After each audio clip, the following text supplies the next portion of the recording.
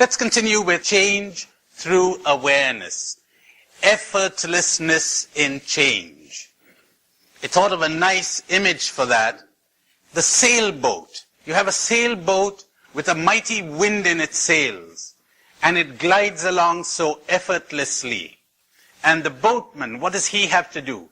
Nothing but steer. He makes no effort. He doesn't push the boat. That's something of an image of what happens when change comes about through awareness, through understanding. Plenty of quotes today. I was going through some of my notes this afternoon, and I found some quotes that fit pretty well with what I've been saying this morning, so I thought I'd read them to you. Listen to this one. There is nothing so cruel as nature. In the whole universe, there is no escape from it. And yet, it is not nature that does the injury, but the person's own heart. Does that make sense? It isn't nature that does the injury, but the person's own heart. You know the story of Paddy who fell from the scaffolding and got a good bump? He was working on that building, and they said, "Did the fall hurt you, Paddy?" And Paddy says, "No, it was the stop that hurt, not the fall." When you cut water, the water doesn't get hurt. When you cut something that's solid, it breaks. You got solid attitudes inside.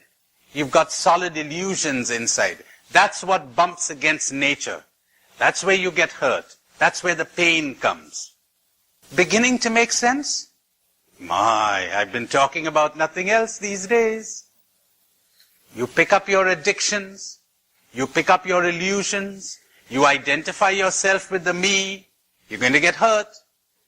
You're going to experience pain. So that's where it comes from. How come you experience so much pain in this situation, someone else doesn't? Same situation, different heart, different outlook, different attitude. Change your attitude. Something will happen. And here's a lovely one. These are mostly from Oriental sages. Don't even remember from whom. It really doesn't matter. Like in the Bible, the author doesn't matter. What is said is what matters. If the eye is unobstructed, the result is sight. If the ear is unobstructed, the result is hearing. If the nose is unobstructed, the result is a sense of smell. If the mouth is unobstructed, the result is a sense of taste. If the mind is unobstructed, the result is wisdom. When you drop those barriers that you have erected through your concepts and conditionings, wisdom is not something acquired. Wisdom is not experience. Wisdom comes from not being influenced by experience. Wisdom is not applying yesterday's solution to today's problem. As somebody said to me when I was doing my degree in psychology in Chicago years ago, someone said, frequently in the life of a priest, 50 years experience is 1 year's experience repeated 50 times. You got the same solutions. This is the way to deal with the alcoholic. This is the way to deal with priests. This is the way to deal with sisters. This is the way to deal with the divorcee. That isn't wisdom. Wisdom is to be sensitive to this situation, to this person, uninfluenced by any carryover from the past. No residue from the experience of the past. Quite unlike what most people are accustomed to thinking. I would add another sentence to the ones I've read. When the heart is unobstructed, the result is love. Now, I've been talking a great deal about love these days, and I told you there's nothing that can be said really about love. We can only speak of non-love and drop that. We can only speak of addictions and drop that. But of love itself, nothing may be said explicitly. How would I describe that? You know what I decided to do? I hope it'll go down well with you. I decided to give you one of those meditations I'm writing in a new book of mine, one of those reflections. I'll read it to you slowly, and you meditate on it as we go along, because I've got it put down rather prettily there, and I could get that done in 3 or 4 minutes. Otherwise, it would take me half an hour. Let's try it out, shall we? Okay. It's a comment on a gospel sentence. And the sentence is, most of these reflections I've written in this book deal with gospel reflections. I was just thinking this morning of another nice reflection. This one comes from Plato, by the way. One cannot make a slave of a free person. For a free person is free even in prison. Or rather, one cannot make a slave of a wise person. Does that ring a bell? If someone forces you to go 1 mile, go 2. You think you've made a slave out of me, putting a load on my back? You haven't. Exactly what I was talking about all of these days. You're trying to change exterior reality? My dear, if you need to be out of prison in order to be free, you are a prisoner indeed. Freedom is not in exterior circumstances. Freedom resides in the heart. And when you have attained wisdom, who can enslave you? And you're out of prison and enslaved by your addictions and your attachments and your conditionings and your negative emotions. You call yourself free? Aha, there it is. Now listen to this gospel sentence. He sent the people away. After doing that, he went up to the mountain to pray alone. It grew late, and he was there all by himself. That's what love is all about. Has it ever occurred to you that you can only love when you are alone? What does it mean to love? It means to see a person, a thing, a situation, as it really is and not as you imagine it to be. And to give it the response that it deserves. You can hardly be said to love what you do not even see. And what prevents us from seeing? Our conditioning, our concepts, our categories, our prejudices, our projections, the labels that we have drawn from our culture and from our past experiences. Seeing is the most arduous thing that a human being can undertake, for it calls for a disciplined, alert mind. Remember what I said to you this morning? Am I really seeing this person, or am I coming from my conditioning or from my prejudiced view? It calls for an alert mind. But most people would much rather lapse into mental laziness than take the trouble to see each person, each thing in present moment freshness. Let's stop there now and ask, is that clear? Or isn't it? To see, that's the least we could demand of love. See me, as someone said once, I'll always remember the false image that I had of you. I will always love the false image that I had of you. Am I loving the image, or am I loving this person? Am I projecting something from the past onto this person? Very well. To drop your conditioning in order to see is arduous enough. But seeing calls for something that is more painful still. The dropping of the control which society exercises over you. A control whose tentacles have penetrated to the very roots of your being. So that to remove it is like tearing yourself apart. What is this control? If you wish to understand this, think of a little child that is given a taste for drugs.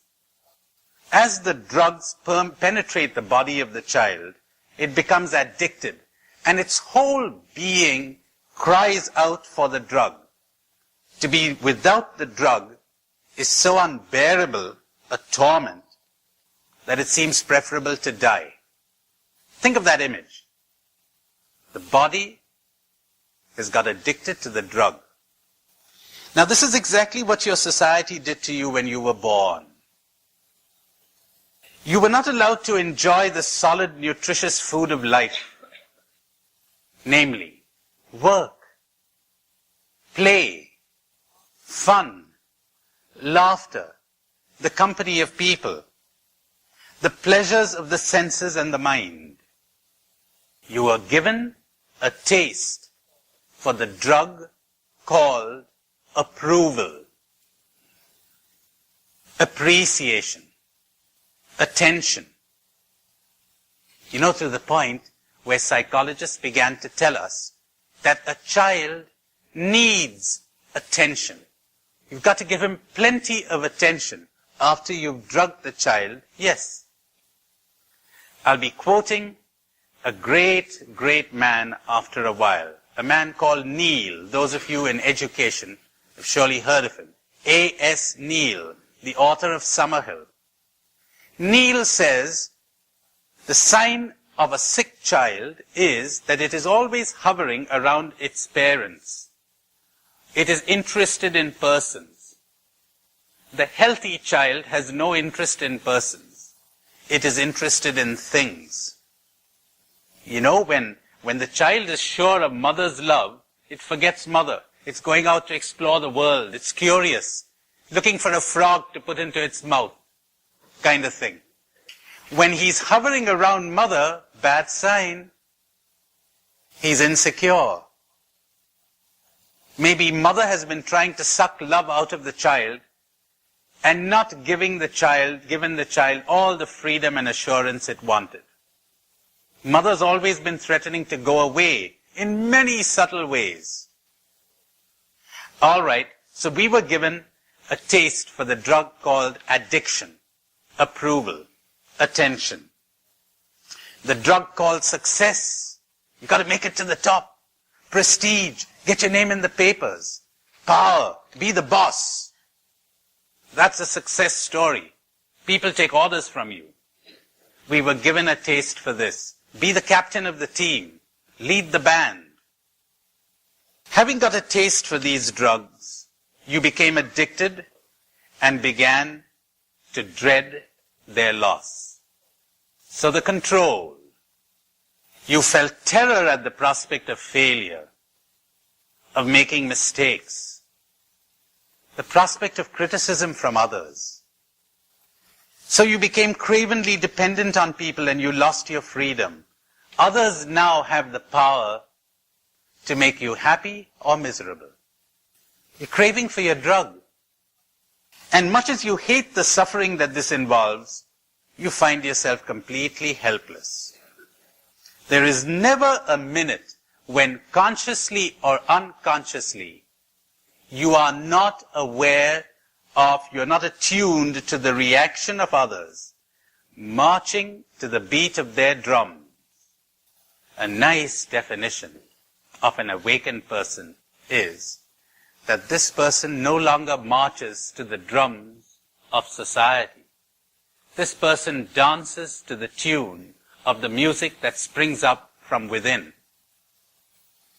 When you are ignored or disapproved of, you experience a loneliness so unbearable that you crawl back to people to beg for the comforting drug called support, encouragement, reassurance.